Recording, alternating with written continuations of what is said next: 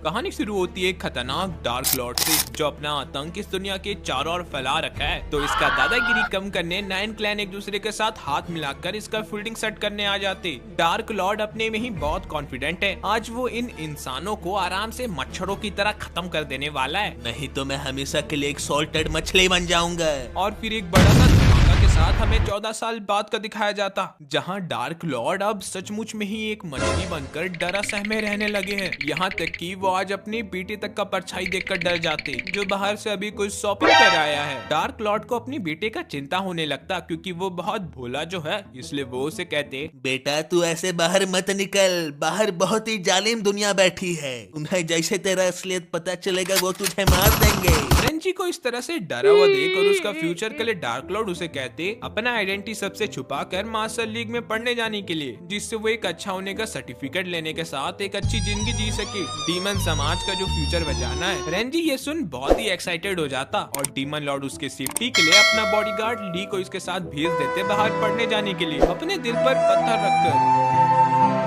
Justice league एक ऐसा जगह जहाँ पर सिखाया जाता है आप कैसे इविल क्लैंस के लोगों को हरा सकते हैं। लेकिन अभी यहाँ आयरनी ये हो रहा है, डार्क लॉर्ड का खुद का बेटा ये सब कुछ सीखने आया है। पर एकेडमी के एंट्रांस में चेकिंग बहुत ही स्ट्रिक्ट है, जिससे कोई भी कल्ट का मेंबर यहाँ पर अपना एडमिशन न करवा ले। तभी गार्ड से कल्ट के मेंबर को बाहर फेंकते, क्योंकि उसके कपड़ों में कल्ट का साइन था। बेचारा अपना सफाई में कुछ ज्यादा बोल पाता, चीफ गार्ड उसे उठवाकर फेंकवा देते फांसी के लिए। रेंजी यहाँ से भाग जाने का सोच रहा था, तभी ली उसे कहता, अरे आप चिंता मत करिए, हमारे कपड़ों में ऐसा कोई भी मार्क नहीं है। तभी अनाउंसमेंट होता, डीमन लॉर्ड का लड़का दिखा गया है ह्यूमन वर्ल्ड में और उसने बिल्कुल इस तरह का कपड़ा पहना है।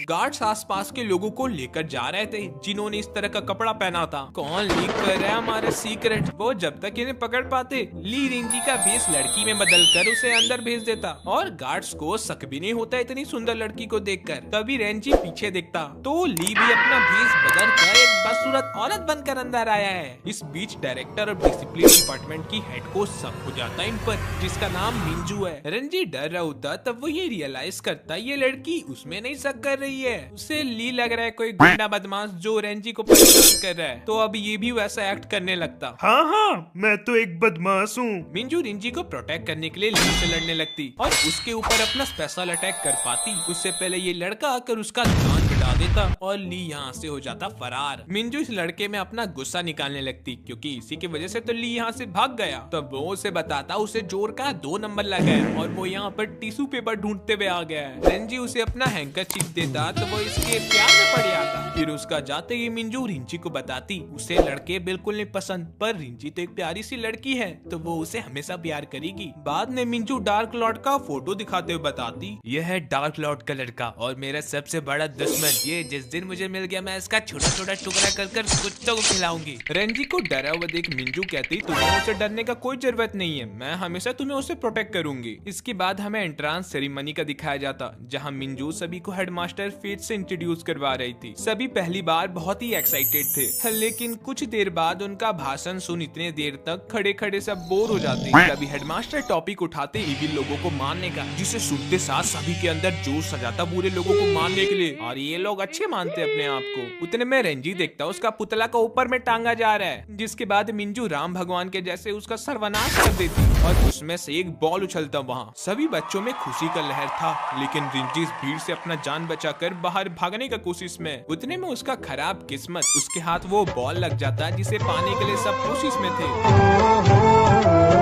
मिंजू रिंजी को स्टेज में बुलाकर कांग्रेचुलेशन बोलने के साथ कहती तुम बहुत ही लकी हो, तुम्हें ये बॉल पकड़ने की वजह से मिलता है हेडमास्टर की तरफ से ये मूर्ति, और ये कोई आम मूर्ति नहीं है, इसमें हेडमास्टर का 10 सालों का मेहनत किया गया कल्टीवेशन गिफ्ट मिला है तुम्हें। सारे बच्चों को रिंजी से जलन होता। उसी समय रिंजी को कहा जाता अपने आप को इंट्रोड्यूस करने के साथ अपना सेक्ट सभी को बताने। सभी बेसब्री से सुनना चाहते थे ये बिलोंग कौन सा सेक्ट से करती है। तभी रिंजी झूठ बोल देता वो कोई सेक्ट से बिलोंग नहीं करता है। हेडमास्टर का उस उस पर शक होता तो वो उसका कल्टीवेशन चेक करने के लिए रिंजी का हाथ मांगते, लेकिन रिंजी अपना आइडेंटिटी प्रोटेक्ट करने के लिए हेडमास्टर से दूर भागने लगता। हेडमास्टर उसे रोकने का कोशिश करते और वो नीचे गिर जाता। उसी वक्त रिंजी को बहुत हल्का महसूस हो रहा था, तब वो गौर करता उसका आगे का सामान नीचे गिर गया। स्टूडेंट शक करने लगते ये जरूर कोई लड़का है। उस समय मिंजू रिंजी को प्रोटेक्ट करते हुए कहती, तुम सब उसका मजाक क्यों उड़ा रहे हो, क्या हो गया उसके आगे के छोटे। मिंजू फिर सभी को विश्वास दिलाने के लिए रिंजी को किस कर देती सभी के सामने, क्योंकि वो एक लेस्बियन है और ये बात बाकी बच्चे बहुत अच्छे से जानते हैं। मिंजू किसी लड़के को तो किस नहीं करेगी। अरे यार क्या समझाना पड़ रहा है मेरे को। बाद में प्लेसमेंट टेस्ट होता, कौन किस क्लास में जाएगा अपना परफॉर्मेंस के हिसाब से। चीफ गार्ड बाकी बच्चों से तो बहुत ही प्यार से बात कर रहे थे, लेकिन वो रिंजी को हर जगह से नीचा दिखाते। राउंड 1 स्टार्ट होता जिसमें इन सबको 50 लैप्स दौड़ना था, पर चीफ गार्ड रिंजी को कहते 100 लैप्स दौड़ने के लिए। पर ऐसा क्यों सर? क्योंकि मुझे वो बच्चे पसंद नहीं जिनके बैकग्राउंड का कुछ पता ना हो। कुछ ही सेकंड बाद चीफ गार्ड को रिंजी बोलता अपना 100 लैप्स कंप्लीट कर, तो वो ये मानने के लिए तैयार ही नहीं थे, इतने जल्दी कैसे कंप्लीट हो गया। तब मिंजू अपना 50 लैप्स कंप्लीट कर आकर कहती, इसने सचमुच में ये कंप्लीट किया है क्योंकि ये पावरफुल जो हो गया हेडमास्टर का मूर्ति पाकर। राउंड 2 में इन्हें निशाना लगाना था बीच के रेड डॉट में। स्टूडेंट्स को बहुत परेशानी आ रही थी, ठीक बीच में निशाना कैसे लगाया जाए, पर रिंजी पहले ही बार में ये टेस्ट पास कर लेता, जिससे सभी चौंक जाते। मगर चीफ गार्ड को ये सहन नहीं होता और वो रिंजी को जानबूझकर फेल कर देते। मिंजू रिंजी का तरफ लेती तो चीफ गार्ड उसे भी फेल करने का बात करने लगते। तभी यहाँ एंट्री होता एक नए कैरेक्टर का, बाई। ये छोटी सी स्टूडेंट इतना अन्याय होते हुए नहीं देख पाती और चीफ गार्ड को डायरेक्ट चैलेंज कर देती लड़ाई के लिए। अगर वो इसमें जीतती है तो उन्हें सॉरी बोलना पड़ेगा रिंजी को। जरा बताना तुम कौन से सेक्ट से हो? Sunflower sect. कभी सुना नहीं। और तुम्हारे स्कोर कितने आए थे इन 2 राउंड्स में? मैं फेल हुई हूँ। फिर भी इतना घमंड। चीफ गार्ड बाई में पूरा गर्मा कर चले जाते लड़ने के लिए, और यहाँ वो ठीक से चल भी नहीं पा रही है, फिर भी उसका जोश कम नहीं होता लड़ाई के प्रति। चीफ गार्ड को उसका ऐसा हरकत देख याद आता उसके डैड का, और वो उनका मजाक उड़ाने लगती। बाई को उसके पापा का बुराई सहन नहीं होता और वो रोते रोते लड़ने लगती, जहाँ रिंजी को उसका बातें सुन अपने पापा के साथ बिताया हुआ पल याद आता। चीफ गार्ड इसका काम खत्म करने वाले ही थे, उससे पहले रिंजी इसे बचा लेता। अब इसके आगे मैं संभाल लूंगा। चीफ गार्ड अपना पूरा जोर लगाकर भिड़ जाते हैं रिंजी से लड़ने के लिए, लेकिन वो तो आराम से उनका अटैक को डॉज कर पा रहा है। तभी रिंजी रियलाइज करता उसे लड़ना नहीं चाहिए था, क्योंकि उसके पापा ने उसे कहा है कभी भी अपना पावर किसी के सामने रिवील नहीं करने को, क्योंकि तुम बहुत ही स्ट्रॉन्ग हो, तुम्हारे ओपोनेंट तुमसे डर जाएंगे। हमें ये भी दिखाया जाता है रिंजी को बचपन से ही ट्रेनिंग मिला है कई सारे लोगों से, तभी तो वो इतना स्ट्रॉन्ग है। इसलिए डार्क लॉर्ड रिंजी को बस एक थप्पड़ मारने का परमिशन दिए। रिंजी को थप्पड़ खाकर चीफ गार्ड अपना औकात जान लेते, और साथ में ये भी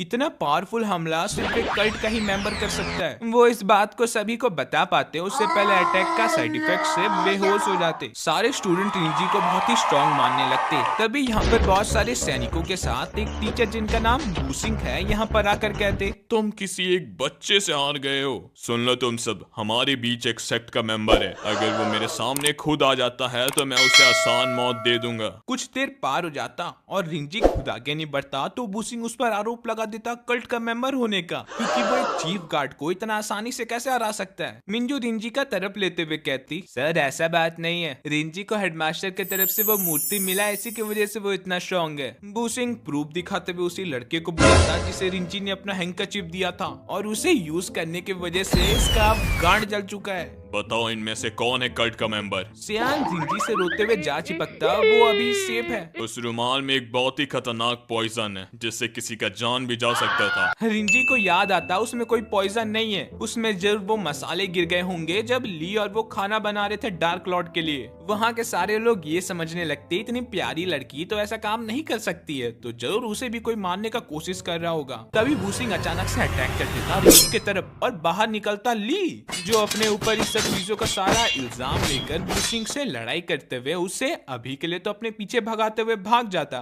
स्टूडेंट्स के प्लेसमेंट के समय मिंजू के अच्छे स्कोर की वजह से वो टॉप क्लास में चले जाती, और एवरेज बच्चे तक का अच्छा क्लासेस में उनका प्लेसमेंट हो रहा था। मगर जब रिंजी का बारी आता उसे लोएस्ट क्लास में डाला जाता, उसका अच्छा स्कोर आने के बाद भी।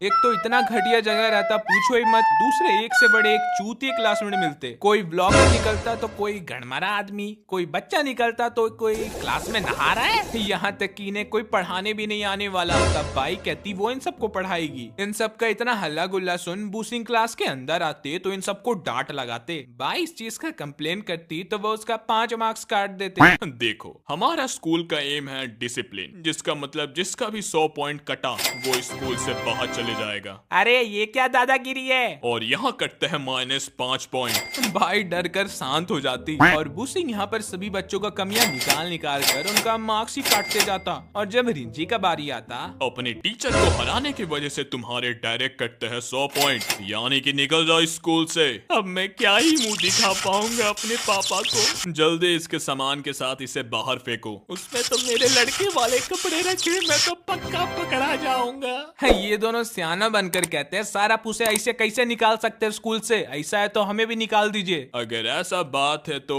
तुम तीनों ही निकल जाओ स्कूल से। कितना चुभने लगा हूँ सबको।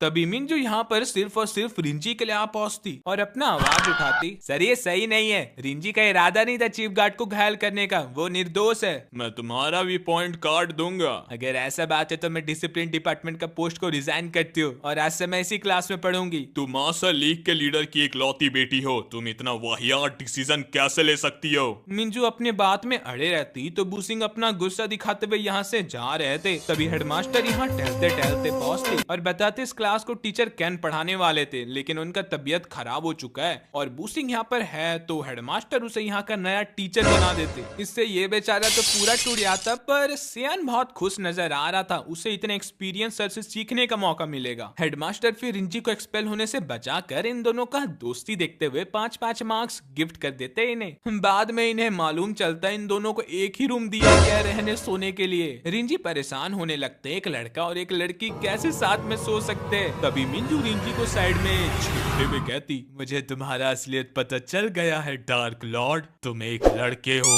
तुम्हें पता कैसे चला? मैं जब तुम्हारा बैग चेक कर रही थी तब मुझे ये तुम्हारे लड़के वाले कपड़े मिले। मैं तो सोची थी तुम्हें सरप्राइज देने का, हमारा डॉल इसमें डालकर, पर तुम तो धोखेबाज निकले। बताओ अपना सच जल्दी। रिंजी घबरा कर अपना पावर अनलिस्ट कर कहता, प्लीज मुझे समझने का बस एक मौका दे दो। मिंजू उसका स्टोरी जानने में बिल्कुल इंटरेस्टेड नहीं थी, पर एक पूरा दिन उसके साथ बिताकर वो ये तो समझ गई थी ये इतना भी बुरा नहीं है। आखिर रिंजी सारा बात मिंजू को बता देता और वो ये सुन हेडमास्टर को कंप्लेंट करने जा रही थी, लेकिन जा नहीं पाती रिंजी का क्यूटनेस में फंसकर और डिसाइड करती उसमें हरदम नजर रखने का, क्योंकि आखिर में वो एक कल्ट का मेंबर जो है। तभी दोनों को साथ में वो किस वाला सीन याद आ जाता और वो रिंजी को कहती और भी संभल कर अपना भेष बदलने सबसे। इसके बाद सबसे बड़ा मुश्किल आता सोने समय में, क्योंकि बिस्तर तो एक है लेकिन सोने वाले 2। मिंजू बिस्तर के बीच लक्ष्मण रेखा टान देती, इसके आगे ना वो जाएगा ना ये आएगी। सोने समय रिंजी बहुत खुश हो रहा था, आज उसने एक बहुत ही अच्छा दोस्त बनाया है। तभी वही दोस्त अपने सपने में उस पर अटैक कर देता और फिर अपना ही बोला बात को काट कर नींद में रिंजी को पकड़कर सो जाती। सुबह सुबह मिंजू बहुत खुश दिख रही थी, लेकिन रिंजी बिल्कुल भी नहीं सो पाया था। धीरे धीरे कर सारे बच्चे इस जगह में आने लगते। सियान मिंजू से पूछता, तुम लोग रात में ठीक से सो पाए तो थे ना? तब वो रात का हादसा को याद कर उसे दूर उड़ाती। तभी बूसिंग यहाँ अपना एंट्री मारता इनका पहला क्लास लेने के लिए, जिसमें इन्हें दो के पैर्स में लड़ाई करना पड़ेगा। विनर का 5 पॉइंट ऐड होगा, लूजर का 5 विडक। रिंजी अपना आइडेंटिटी बचाने के लिए मिंजू से कहता, हम दोनों अपना पैर्स बना ले। इसका कोई जरूरत नहीं। अरे बाप रे, तुम्हारे एपिसोड में भौंकते रहते हो। तुम्हें हेडमास्टर की तरफ से वो मूर्ति मिला जिसकी वजह से तुम पावरफुल हो, इसलिए मैं तुम्हारा पार्टनर बनूंगा। पहला मैच होता मिंजू और इस आंख के अंधे के बीच। लड़ाई के दौरान मिंजू गौर करती बूसिंग ऑब्जर्व कर रहा है सबका काय एनर्जी, जिससे वो आराम से ये भी आइडेंटिटी कर पाएगा रिंजी का कल्ट का काय एनर्जी। तभी बूसिंग अनाउंस करता वो ये राउंड जीत चुकी है, क्योंकि वो आंख का अंधा उस पत्थर को मिंजू समझकर उस पर अटैक कर रहा है। सियान का लड़ाई होता है इस आधे टकले से और ये काफी एक दूसरे को अच्छा टक्कर दे रहे थे और अपना लड़ाई भूलकर बस एक दूसरे का तारीफ ही करने लगते। तो बूसिंग इन दोनों का ही 5-5 मार्क्स काट देता, करते रहो बकचोदी। इसके बाद इस छोटी सी बच्ची का मैच होता, जिसमें ये अपना सेक्ट का स्टोरी बताने लगती, तो इसका ओपोनेंट एक ही वार कर उसे जीत जाता। आखिर जिस लड़ाई का सबको सबसे ज्यादा इंतजार था वो समय आ जाता। तुमने जो इतने समय से मुझे परेशान किया, आज मैं उस सब का बदला निकाल लूंगा। बूसिंग फिर हमला कर देता रिंजी के ऊपर और उसे ना चाहते हुए भी अपना काय एनर्जी दिखाना पड़ता पर ये पावर उसका हेडमास्टर का दिया हुआ था, तो उसमें किसी का भी शक नहीं जाता। अब बुसिंग अपना गुस्सा को कंट्रोल नहीं कर पाता और एक बहुत ही स्ट्रॉन्ग हमला कर देता रिंजी के ऊपर। धुआं हटने पर वो तो ठीक मिलता, लेकिन उसका कपड़े थोड़े थोड़े जगह से फट चुके थे और सभी का ध्यान आ जाता उस पर। सारा पैसे कैसे कर सकते एक लड़की के साथ, और बाई भी उसका इसमें साथ देती। तो बुसिंग सैन को अपना कपड़ा उतारने को कहता। सर आप अपना गलती को बैलेंस करने के लिए मेरा कपड़ा क्यों उतरवा रहे हो? देखो बच्चों, जब तुम्हारा किसी एक कल्ट के मेंबर से लड़ाई होगा तब तुम्हें इतना समय नहीं मिलेगा कपड़ों के बारे में सोचने का, इसलिए समझो मेरे बात को।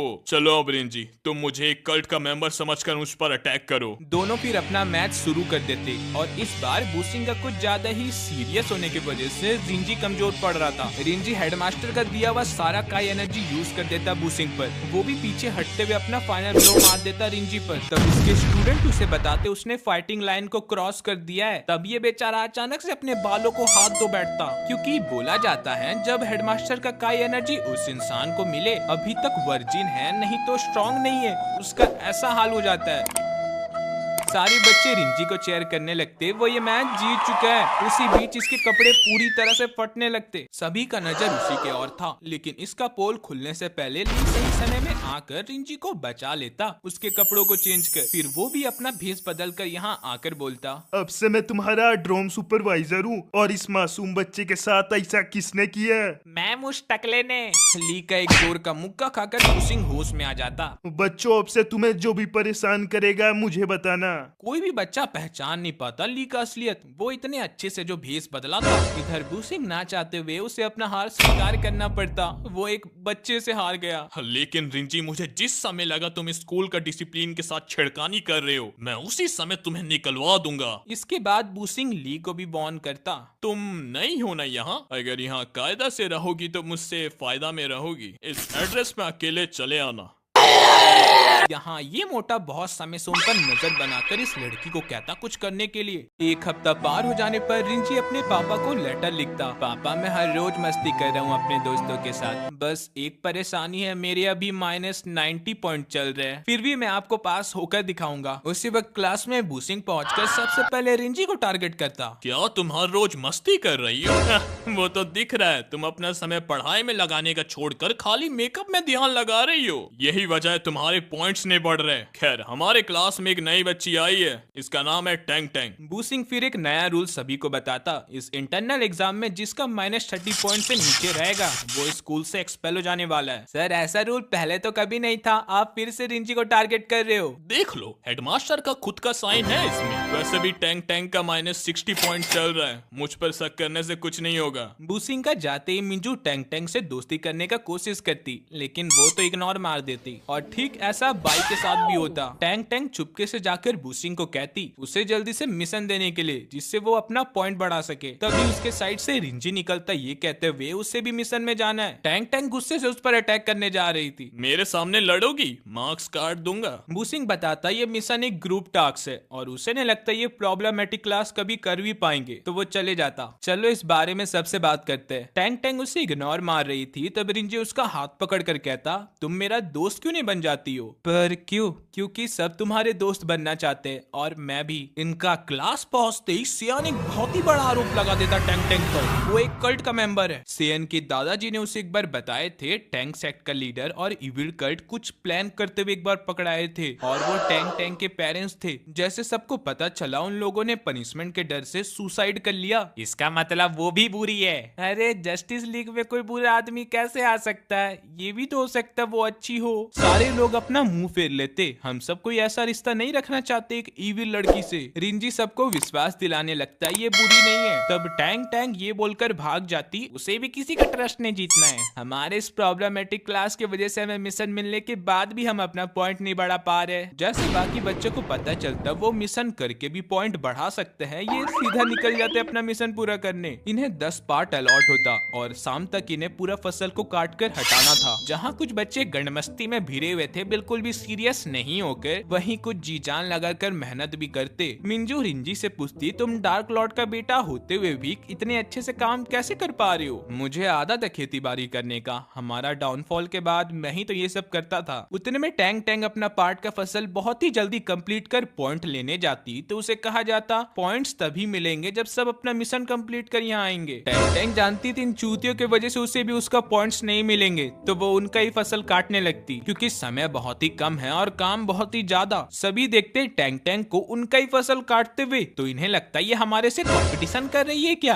कौन सबसे ज्यादा फसल काटता है। तो ये भी जोश में आकर अपना काम करने लगते। सिर्फ 2 घंटे बचे हैं लेकिन काम आधा भी अभी कंप्लीट नहीं हुआ है। रिंजी पूछता टैंग टैंग को, तुम ये कौन सा टूल यूज कर रही हो? टैंग टैंग उसका अच्छा बिहेवियर को याद करते हुए उसे टूल देने के साथ इन सारे चूतियों को भी दे देती और इससे काम बहुत ही जल्दी हो रहा था।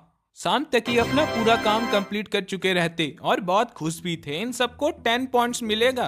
तभी इन्हें पता चलता इन सबको 10 पॉइंट्स नहीं मिलने वाले, 10 पॉइंट्स में से एक पॉइंट सबको मिलेगा। सियान अपना गलती मानते हुए टैंग टैंग को सॉरी कहता और सभी के इतना सपोर्ट की वजह से वो बहुत खुश हो जाती। तभी इन्हें नेक्स्ट मिशन मिलता जिसमें लड़के और लड़कियां अलग अलग होकर बाथ हाउस साफ करने वाले हैं, यानी कि रिंजी का भांडा खुल सकता है। बाथ हाउस पहुंचकर रिंजी सोचता जब तक उसने कपड़ा पहना हुआ है तब तक तो वो बचा रहेगा। तभी रिंजी देखता टैंग टैंग का क्लीनिंग गैजेट को टूटा हुआ तो वो और मिंजू उसका मदद करने लगते। उसी समय उनकी क्लास की एक लड़की प्रैंक कर देती इन पर पानी गिराकर। अब सब लोग गीले हो चुके हैं तो प्लान बनता नहाने का और सारी लड़कियां पानी में उतर आती। बेचारा रिंजी यहाँ से भाग रहा था तब उसके कपड़ों में टैंग टैंग का पट्टी फंस जाता और यहीं पर उसका पैंट खुल गया। मिंजू शर्म से अपना मुंह छुपा लेती लेकिन बाकी लड़कियां रिंजी का मदद करने उसके पास आते। उसी वक्त इन्हें साइड के बाथ हाउस से आवाज आता लड़कों का चिल्लाने का और ये सब वहां जाने लगते। इस जगह में अब खाली ये दोनों बच्चे हैं। रिंजी टैंग टैंग को कहता दूसरी ओर देखने के लिए क्योंकि वो बहुत ही साई पर्सन है। रिंजी अपना पैंट पहनते पहनते पानी में डूबने लगता। वो कुछ पकड़ने का कोशिश करता तो टैंग टैंग के कपड़े खुल जाते और उसका बॉडी मिलता सिर्फ चोट से लिपटा हुआ। रिंजी जब तक ये सब चीजों का वजह पूछ पाता उतने में लड़ाई का आवाज बढ़ जाता और वो वहाँ पर जाकर देखते तो ये मोटा बच्चा सबको परेशान कर रहा है। हट जाओ, मुझे पहले नहाने दो, तुम सब प्रॉब्लमेटिक क्लास के बच्चे पानी गंदा कर दोगे। सियान उन पर बहुत ही भड़क रहा था। तभी टैंग टैंग उनके पास जाकर अपना सर झुकाते हुए उन्हें मास्टर बोलती और ये उसे चाबुक से मारने लगता।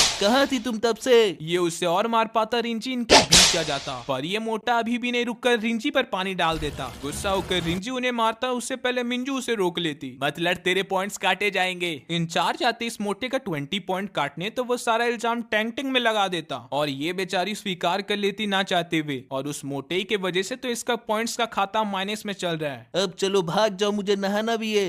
1 मिनट, ऐसा तो कोई रूल नहीं था प्रॉब्लमेटिक क्लास नहीं नहा सकती। सर, हमारा स्कूल इन नाकाम बच्चों में इतना समय क्यों बर्बाद कर रहा है? बेटा यहाँ लड़ना मना है लेकिन मैं तो तुम्हें लड़वा सकता हूँ, तो लड़ो और इस मामला को सुलझा लो। इस मोटे का यही टाई टाई फिस हो जाता और वो कहता वो खुद चूज करेगा अपना ओपोनेंट और ये गधा सबसे कमजोर ओपोनेंट को सोचकर सबसे स्ट्रॉन्गेस्ट ओपोनेंट को चूज कर लेता। तब वो अपने सर्वेंट टैंग टैंग को लड़ने भेज देता। ठीक है, जीतने वाले को मिलेगा 10 पॉइंट्स और हारने वाले को -10, यानी कि तुम ये मैच हारी तो स्कूल से बाहर। और हाँ, मार्शल आर्ट कोई नहीं यूज करने वाला है, इससे हमारा स्कूल का प्रॉपर्टी डैमेज हो सकता है। मैच हो जाता शुरू जहाँ रिंजी खाली डॉज ही कर रहा था टैंग टैंग का अटैक्स। फिर उसके पास जाकर उसे रोकता भी ये सब करने के लिए, मुझ पर अटैक करो। तभी रिंजी को एक अटैक लग जाता पर वो तुरंत उठ खड़ा होता। टैंग टैंग जानती थी रिंजी का अच्छा बिहेवियर की वजह से वो उस पर अटैक तो नहीं करेगा, इसलिए वो पूरा जगह को धुआं धुआं करके रिंजी को सब चीजों के लिए याद कर उसे थैंक यू कहकर एक बड़ा सा धमाका कर देती।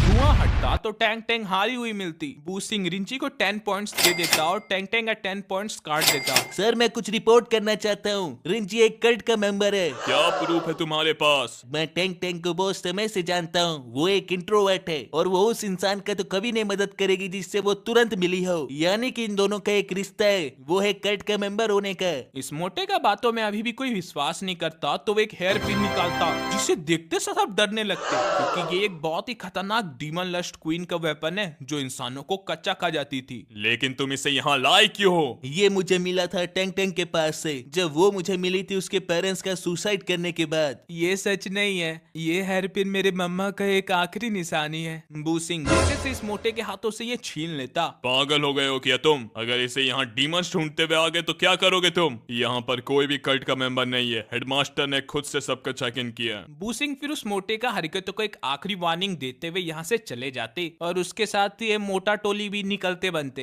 तब यहाँ का माहौल कुछ अजीब सा हो जाता। सब फिर से शक करने लगते टैंक टैंक पर, लेकिन इस बार उसके सपोर्ट में कई लोग खड़े थे। फिर भी बेचारी ये सब सहन नहीं कर पाती और यहाँ से भाग जाती। रिंजी बात हाउस के बाहर आकर ली को बुलाता और पूछता टैंक टैंक का परिवार और पापा का कोई रिश्ता था क्या। हाँ, डार्क लॉर्ड अक्सर उन्हें इनविटेशन देते रहते थे हमें ज्वाइन करने के लिए, लेकिन वो हर दम उन्हें मारकर भगा देते। इसका मतलब टैंक टैंक का कोई रिश्ता नहीं हमारे कल्ट से। मिंजू रिंजी को ढूंढते हुए यहाँ आ जाती तो ली यहाँ से भाग जाता। फिर ये दोनों टैंक टैंक के लिए कुछ प्लान करते, जिसके बाद रिंजी एक निंजा की तरह पहुंच जाता उस मोटे के अड्डे में और अंदर झांकने पर पाता ये मोटा टैंक टैंक पर गुस्सा कर रहा है। सबके सामने उसका बेइज्जती जो हो गया, इसलिए वो चाहता है टैंक टैंक प्रॉब्लमेटिक क्लास का कोई बच्चे को उठवा उसका भेष डार्क लॉर्ड के जैसे बदल दे। फिर ये उसे फंसाकर हीरो बन जाएगा सबके सामने। टैंक टैंक अब उन्हें दोस्त मानने लगी थी तो वो तुरंत इसे मना कर देती, जिसकी वजह से वो उस पर चाबुक चलाने लगता उसका बात नहीं मानने की वजह से। तभी रिंजी पहुंचकर उन्हें रिवर्स कर देता, उसे मार मार कर। कौन हो तुम? मैं डार्क लॉर्ड का बेटा। ये मोटा इतना मार खाता जो उठ ही नहीं पाता, मगर टैंक टैंक रिंजी पर अटैक कर देती अपने पेरेंट्स का बदला लेने के लिए। रिंजी अपना जान बचाते हुए स्कूल के ग्राउंड में आ जाता और टैंक टैंक अभी भी उस पर अटैक कर रही थी, तो रिंजी एक बहुत ही खतरनाक हमला करने के साथ उसे रोक देता और टैंक टैंक घायल हो जाती। उसी समय रिंजी सामने के एक मसाल जला देता, जिससे सभी जगने लगते। मिंजू अपने क्लासमेट्स को लाकर एक्टिंग करती, टैंक टैंक खतरे में है डार्क लॉर्ड से। तभी हेडमास्टर आकर टैंक टैंक को बचा लेते। अभी इस डार्क लॉर्ड के बेटे को बताता हूँ। शांत हो जाओ, बच्चों में खतरा आ सकता है। रेंजी खुद से एक बड़ा सा धमाका कर देता और धुआं का फायदा उठाते हुए टैंक टैंक को कहता अटैक करो मुझ पर। टैंक टैंक इमोशनल होकर रोने लगती। धुआं हटता तो रिंजी बेहोश होने का नाटक कर रहा था। उसी वक्त ली यहाँ आकर स्क्रिप्ट के अनुसार कहता तुम्हारा हिम्मत कैसे हुआ डार्क लॉर्ड का बेटे को घायल करने का? अब से डीमन समाज तुम्हें अपना दुश्मन मानता है, तो बचकर रहना हमसे। भाग लो जल्दी से। रुको जरा, क्या मजाक चल रहा है? क्या तुम अपने मन से आ जा सकते हो? अरे अंकल हमें जाने दो, अगर कोई इमरजेंसी हो और उसे बातों में उलझाना जरूरी है क्या? इस बार तो ये बहुत बुरा फंसे थे। एक तो हेडमास्टर इनकी तरफ बढ़ रहा है, दूसरा ऊपर से बूसिंग इन पर अटैक कर देता। ली मौका का फायदा उठाता और बैरियर का टूटने की वजह से यहाँ से निकलते भागता अपना जान बचाकर। वहीं ये दोगले फिर से अपना गलती मानकर सॉरी बोलते टैंक टैंक को। तभी इन्हें रिंजी नहीं दिखता तो इनका शक जाता रिंजी को ज्यादा ही नहीं डार्क लॉर्ड के बेटे के जैसे दिखता है। उसी समय मिंजू रिंजी को लेकर आती और सबको बताती इस बेचारी पर अटैक हो गया था, मैं इसे हॉस्पिटल लेकर जा रही हूँ। रात के सोने समय में रिंजी बताता टैंक टैंक को शायद मेरा असलियत पता चल गया। क्या? माफ करना पर ये पूरा एनिमे यहीं खत्म होता है। अगर तुम अपने मम्मी को प्यार करते हो तो इस वीडियो को तुम सब्सक्राइब करके जाओगे, और अगर अपनी इमेजिनरी क्रश को प्यार करते हो तो तीनों करके जाओगे, लाइक सब्सक्राइब और कमेंट।